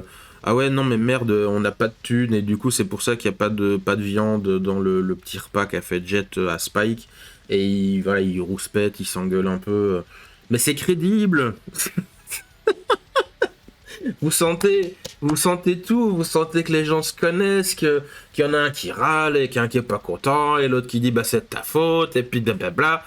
Enfin, vous pouvez imaginer, vous identifier, il n'y a pas le côté ça sonne faux, ça sonne pas, j'y crois pas, je suis pas immergé dedans, il n'y a pas d'immersion, il n'y a pas de... Bah c'est pareil, moi j'ai envie que mes combats, j'ai envie que mes dialogues, j'ai envie que tout ce que je fais, les gens puissent s'immerger dedans à fond, qu'il y ait une vraie expérience immersive, qu'il y ait un vrai sentiment d'évasion. Parce que je reviens à toutes les questions que j'ai répondues avant, ben moi quand j'étais gamin, je rêvais de vivre ces univers-là, je voulais être dedans. Moi je rêvais quand j'avais 5-6 ans, je rêvais de Dragon Ball, je voulais être copain avec Sangoku, je voulais partir dans le monde de Pokémon. Je voulais être dans les égouts avec les tortues ninja et manger des pizzas. Enfin, c'est... Oh, ça m'énerve. Ça m'insupporte. Bref. Voilà. Donc, si je vais raconter mon univers via un autre média, ce serait un animé et ce serait, si possible, avec la team qui a fait l'animé de Afro Samurai. Je vais regarder d'ailleurs vite fait c'est qui a fait ça. Alors si je regarde la page sur Wikipédia, c'est Gonzo qui a fait ce truc-là, et ils ont mais une chier de trucs à leur actif. Ils ont même fait, ici je vois, c'est un truc de Transformers, c'est Transformers Galaxy Force / Cybertron. Ils ont fait Desert Punk, ils ont fait Samurai 7, ils ont fait, qu'est-ce que je connais là-dedans, Full Metal Panic. Enfin, ils ont fait Final Fantasy Unlimited et ils ont fait une chier de machin. Mais en tout cas, voilà, je suis pas un expert des studios d'animation japonais, mais je sais que Afro Samurai, cet animé-là en particulier, mais quand je l'ai vu, c'était... Oh la vache! C'est d'ailleurs, si vous avez vu, dans mes bouquins, je mets une bande-son, et pour la musique que j'ai choisie pour Siwen, c'est l'opening et la petite intro, le générique de Afro Samurai. Ça correspond tellement à Siwen. Ensuite, on a une question de Lamara, donc enfin, plein de questions. Donc je vais faire ce que je peux. Quelle blague sur les Belges détestes-tu? Pour ou contre la séparation de la Wallonie et de la Flandre en 2 pays? Pour ou contre que la Wallonie devienne un département français? Quelles sont tes limites de registre dans tes romans? Quels sont tes modèles d'auteur? Dans tes livres, tu as déjà pensé à décrire une recette de cuisine qui te tient à cœur? Que penses-tu du concept d'isekai? Une retraite spirituelle dans les bois marcherait-elle pour t'aider à écrire? Et quel personnage te correspondrait le plus à incarner dans un Donjons et Dragons ou lesquels aimerais-tu incarner? C'est très long, je répondrai pas à tout. Mais il n'y a pas de blague sur les Belges que je déteste. Alors, je suis... on va commencer à parler politique, c'est un peu chiant, mais c'est pas le but. Mais je suis pas pour la séparation de Wallonie et Flandre. Mais il faudrait que la Belgique change, mais c'est tout un débat, donc voilà, j'espère que ça répond à ta question. Une chose est sûre, c'est que si la Belgique se sépare, mais la séparation de la Belgique, on en parle depuis que je suis né, en fait. Hein, je crois que ça a toujours été le cas, limite, depuis plus de 40 ans, on parle de ça, et ça se fait pas. Et je pense pas que ça arrivera, en fait, parce que... même les Flamands qui sont les plus... Ce qu'on appelle flamingants en Belgique, enfin chez les Wallons, c'est les Flamands mais qui sont communautaires, donc fiers d'être Flamands, ils disent pas qu'ils sont Belges, c'est un peu comme les Bretons. Sauf que là, il y a un mépris en fait de... Enfin, que les Bretons méprisent peut-être la France, j'en sais rien. Mais il y a une animosité en fait envers les Wallons. Et même eux, quelque part, ils sont pas forcément pour la séparation. C'est juste qu'ils veulent qu'il y ait des trucs qui s'arrêtent. C'est compliqué, c'est la Belgique. Mais voilà, moi, mon avis, c'est que j'aimerais qu'on reste le pays qu'on aime et que, bah, de toute façon, le pays, entre guillemets, il marche. Enfin, il marche pas, mais ça tient. Il n'y a pas besoin de se séparer. Il n'y a pas besoin de tout ça.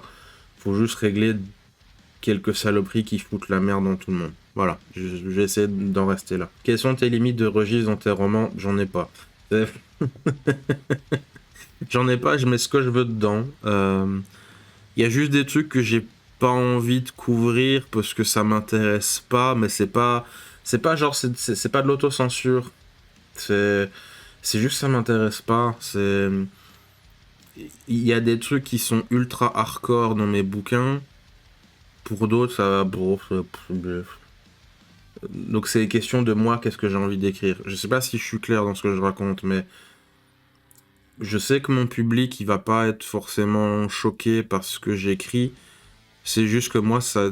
Par exemple, prenons une scène ultra trash qui est dans le premier bouquin, c'est le passé de Olivia, où on explique ce qu'elle a dû endurer. Parce qu'elle a été captive et prisonnière et otage, on va dire ça comme ça, mais esclave aussi, d'une race de demi-démons. Et elle a vécu plein de trucs horribles, elle a été abusée, machin et tout, mais après elle a vécu moins que les autres parce que c'était la fille de chef et du coup ils essayaient de pas trop l'abîmer, on va dire ça comme ça. Mais j'ai expliqué. Alors j'ai pas décrit tout en détail, mais j'ai expliqué. Genre un exemple, c'est il forçait une des filles à nettoyer les toilettes avec la langue. Ah, rien que d'y penser, c'est un peu dégueu, mais c'est des deux demi-démons. Vous croyez à quoi? C'est le titre, c'est les démoniaques. Et il y en a une qui a tellement pété un câble qu'elle s'est suicidée avec une cuillère. Elle a réussi, enfin, forcé pour... Bref. À un moment, ils ont fait manger le cadavre à d'autres personnes, dont à Olivia, d'une de ses co-détenues. Enfin, j'ai pas de limite, c'est juste moi, qu'est-ce que j'ai envie de raconter, et comment j'ai envie de l'expliquer. Parce que tout ce que je raconte là, je le décris d'une façon... Est-ce que ça va servir mon récit et la scène? Et du coup, le côté impact, oh mon dieu, mais c'est horrible. Enfin, est-ce que ça compte que j'explique comment le caca va sur la langue de la fille? Enfin, non. Voilà, même mon chat. Voilà, je pense que c'est surtout ça qui compte. Moi, j'ai pas de limite. C'est de la dark fantasy, donc il y a tous les trucs les plus horribles et violents et dégueulasses que tu peux y trouver, mais ça veut pas dire que c'est que ça. Pour qu'un truc violent, trash existe, il faut qu'il y ait un contraste. Il faut qu'on le compare à autre chose. C'est moche, hein, mais la vie, c'est un jeu de comparaison. Donc ça veut dire que il faut que le reste du livre soit moins violent pour que cette scène violente en particulier ressorte. Et est-ce que ça va servir le récit que dans une scène violente, je vais jusqu'à décrire comment quelqu'un se fait violer ou comment quelqu'un se suicide ou... je pense pas. Pareil, il y a un enfant qui se pend dans un de mes bouquins ou des scientifiques qui font des expériences sur des gamins. Donc je pense pas que ça sert en fait de mettre des limites parce que je fais ce que je veux déjà. Mais c'est pas pour autant que je vais aller dans le côté Marquis de Sade où je vais prendre plaisir à expliquer chaque détail et chaque petite sensation ou la texture du couteau qui traverse un os parce qu'il découpe une fille en morceaux et qui sert ça à manger. Enfin, tu vois. J'ai peut-être survolé ou mettre un tout petit détail. Genre, peut-être par exemple le coup du bruit des os ou de la. Du hachoir qui tranche la petite fille, je pourrais dire par exemple, écrire que Olivia se souvient encore du bruit du choc du hachoir qui tranche le corps de son ami. Point. Pas besoin de détails. Après, je peux expliquer que c'est dans le contexte que il devait la manger, mais et du coup, bah ça fait ok, ils étaient en train de faire des morceaux, faire voilà une côtelette, voilà un gigot, voilà, je sais pas une entrecôte ou un. Mais j'ai pas besoin de développer tous ces détails-là. J'ai pas besoin d'aller dans. Enfin bref. J'espère que c'est clair ce que je raconte. Quels sont tes modèles d'auteur? Kentaro Miura de Berserk, il y a tout dedans. C'est Jésus revenu sous la forme d'un mangaka. Le pire, c'est que j'exagère à peine. Sinon, moi, j'adore Nietzsche. C'est mes deux grandes références, en fait. En tout cas, en termes d'auteur. Je parle bien d'auteur. Nietzsche et Kentaro Miura. Tu peux pas faire mieux. Et le problème des autres univers, en tout cas, par exemple, j'ai beaucoup parlé de Warhammer, j'ai beaucoup parlé d'autres univers comme ça,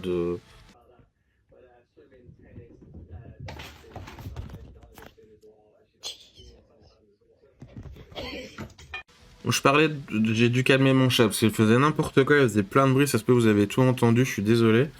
Enfin calmer, pas taper dessus, hein, mais j'ai dû faire un petit rappel à l'ordre parce que me fonçait dessus partout, hein, bref. Mais en tout cas là, pour que tu parles de fantasy, bah clairement Kentaro Miura, quoi, le manga papier original, il se suffit à lui-même, tout y est. Et honnêtement, tu rajoutes simplement les différentes musiques qui ont été faites. Alors c'est comment? C'est Shigeru Isakawa. Attends, je regardais. Alors j'ai retrouvé, c'est Susumu Hirasawa. La musique de ce mec qui a fait donc la bande son de l'animé de 97, donc le vieux Berserk. Tu lis le manga en écoutant cette musique, suffisant. Et t'as même aussi pour la trilogie du film Golden Age de Berserk, c'est Shiro Sagisu qui a fait la bande son. T'as notamment My Brother par exemple qui est incroyable.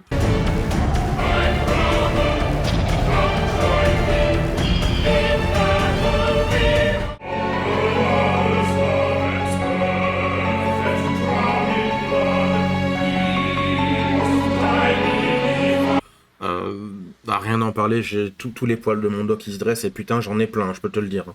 C'est la musique qui a été faite pour Berserk, en tout cas la musique de Golden Age et de 97, il n'y a pas eu d'animé en 2016, il n'y en a pas eu en 2017 non plus, n'en parlez pas, ça n'existe pas. C'est comme Star Wars, il n'y a pas eu de film après le 6. Enfin, il y a 1, 2, 3, 4, 5, 6, mais il n'y a pas après. C'est incroyable, Tu lis le manga en écoutant ces musiques-là, c'est... Bon, truc de malade. Alors pour les trucs de recettes de cuisine, non. Parce que je suis pas doué en cuisine. Que penses-tu du concept d'isekai? Bah pourquoi pas. Le problème c'est que c'est devenu une mode et une facilité incroyable. C'est rébarbatif, c'est bourratif, c'est too much. Mais ça, c'est pas le problème des auteurs, encore que des fois ils peuvent dire je vais faire ça parce que ça marche et que c'est à la mode. C'est juste la conjecture actuelle ne fonctionne pas. Tu regardes par exemple, quand j'étais gamin, moi j'adorais Digimon. Digimon est un isekai. T'as même... un autre truc que j'adorais. Enfin bref, le concept d'isekai existe depuis la nuit des temps. Mais c'est juste que là, c'est devenu too much, quoi. C'est... je suis réincarné dans un monde de science-fiction, je suis réincarné, machin... Stop, quoi. Stop, c'est fini. Arrêtez. C'est too much, c'est pénible.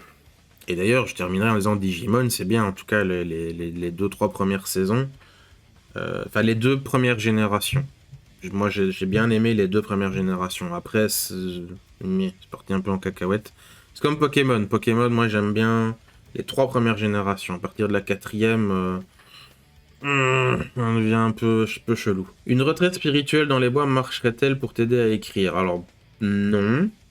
Enfin, Ça dépend. Est-ce que tu comptes que si on me met une maison dans les bois et que je vis dans la maison et que j'ai l'électricité et tout et...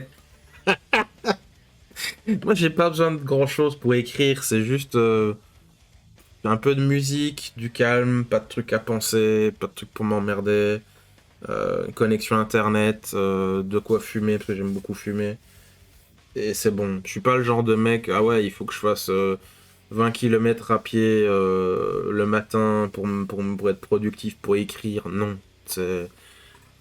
En plus, il n'y a pas de lien à corrélation à ça. J'ai déjà vu des gens qui faisaient des exercices comme ça, qui reprenaient les routines d'écrivains célèbres. C'est de la merde. C'est... Ce qui marche pour l'un marchera pas pour l'autre. Alors peut-être que ça va t'aider et tout, mais trouve-toi ton truc à toi d'abord. Alors oui, tu... Enfin... Ah, ça me saoule. Pour écrire, c'est mon avis, hein, mais je défendrai ça bec et ongle. Pour écrire, la seule chose dont tu as besoin, le seul truc qui marche, le seul truc dont tu as besoin, c'est d'avoir envie d'écrire. C'est tout. Il faut que tu aies envie d'écrire. Alors ok, il y a des contextes parfois spéciaux, genre moi, si je suis couvert d'emmerdes, de soucis avec ma mère et machin et bidule, ça va être plus compliqué. Mais même ça, tu regardes, Tolkien, il a écrit certaines choses du Seigneur des Anneaux alors qu'il était dans les tranchées de la Somme. Arrêtez de réfléchir à des... alors pour écrire, il me faut ça. Genre, techniquement, moi, même là, dans mes emmerdes, je pourrais écrire. Bon, ça marche pas parce que je suis bizarre et j'y arrive pas et j'en sais rien, mais techniquement, t'as besoin que de ça. Le souci que j'ai, moi, personnellement, pour un peu, pas me défendre, mais exemplifier le souci, c'est que j'arrive pas à penser et à te concentrer parce que j'ai trop d'emmerdes. Là, ça va mieux. Donc maintenant, je commence à produire et faire des vidéos et machin et tout, mais j'ai que 24 heures dans une journée. Et moi, j'ai besoin, pour écrire, j'ai besoin de temps, d'une grosse plage horaire. J'ai besoin de... Moi, c'est comme ça que ça marche. Je me prends 4-5 heures, je regarde mon écran dans le vide sans bouger, en fumant et en écoutant du métal ou d'autres musiques pendant 2 heures, puis je dis, ah, ok, on est parti. Et là, je commence à clic, clic, clic, clic, clic, clic, clic, clic, clic, clic. Et j'écris parce que j'ai trouvé la bonne musique parfaite pour m'inspirer et machin. Ça, c'est mon rituel d'écriture. Chacun a son truc. Arrêtez d'aller piquer celui des autres, arrêtez de trouver le vôtre. Écrivez, et puis petit à petit, vous verrez. À un moment, moi, il fallait absolument que j'écrive la nuit, avec un verre, pas un verre d'alcool, enfin, si c'est de l'alcool, mais c'est mon petit cocktail que j'aime bien, et de quoi fumer. Bon, fumer, c'est resté, la musique, c'est fumer. La prof... Qu'est-ce que je raconte fumer, c'est resté. Allez, je raconte tellement n'importe quoi, je mélange mes mots, je perds mon latin. Mais, faut juste qu'on me foute la paix. Moi, j'ai besoin que de ça. Foutez-moi la paix. Et j'écrirai. Et voilà. J'ai 2-3 trucs qui m'aident à écrire. Et voilà. Quel personnage correspondait le plus à incarner dans un Donjon et Dragon j'en sais rien. Moi, j'aime bien toucher à tout. À un moment, je faisais que des gros bourrins barbares. Puis là, j'étais dans une phase où j'aimais que des magiciens. Déjà, en plus, Donjons et Dragons, c'est pas que j'aime pas. C'est que c'est pas mon univers préféré. C'est pas mon univers préféré. Et en plus, qu'est-ce que tu dis par personnage? C'est genre les classes de personnages, c'est la race, le type, le background, genre les pouvoirs. Je suis pas sûr de voir ce que tu veux dire, mais pour une info, voilà, sur mon let's play narratif de Baldur's Gate qui est... Faut que je le fasse aussi, ça.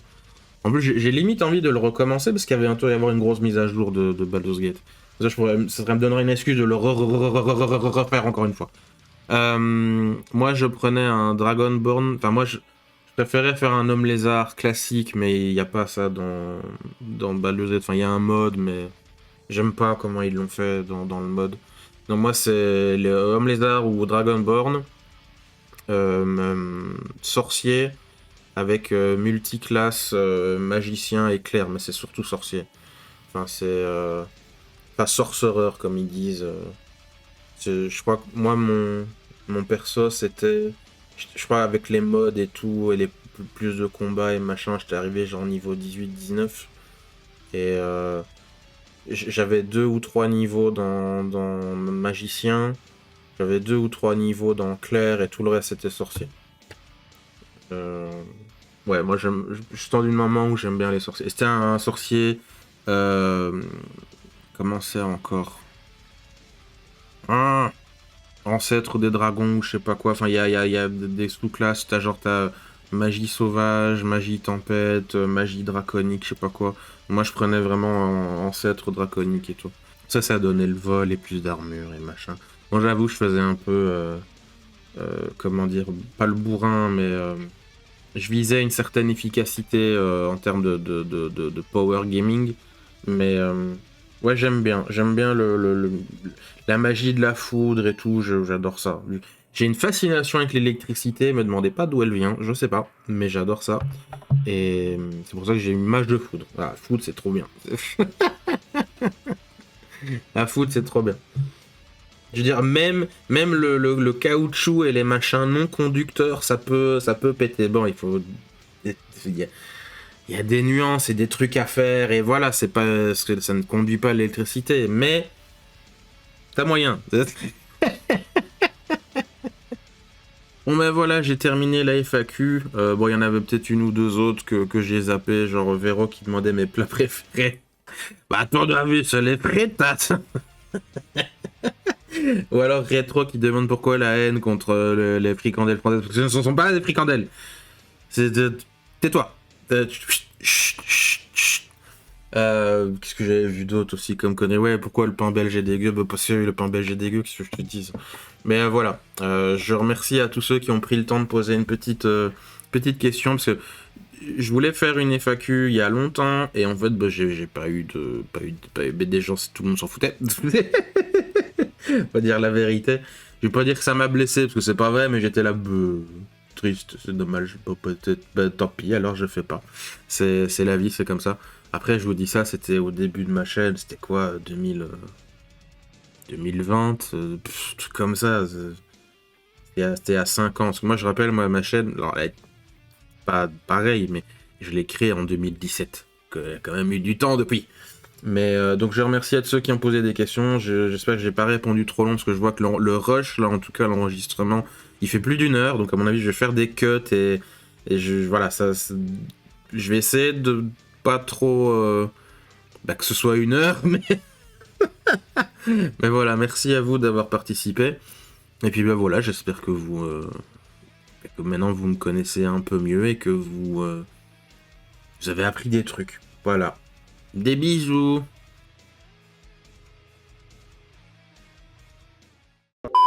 Ah ben la vidéo elle est finie, rejoins-nous sur Discord pour nous dire si t'as aimé, pas aimé, t'es content, pas content, nous faire des câlins ou des grosses baffes, le lien est dans la description. Au revoir internet, gros bisous, à la prochaine.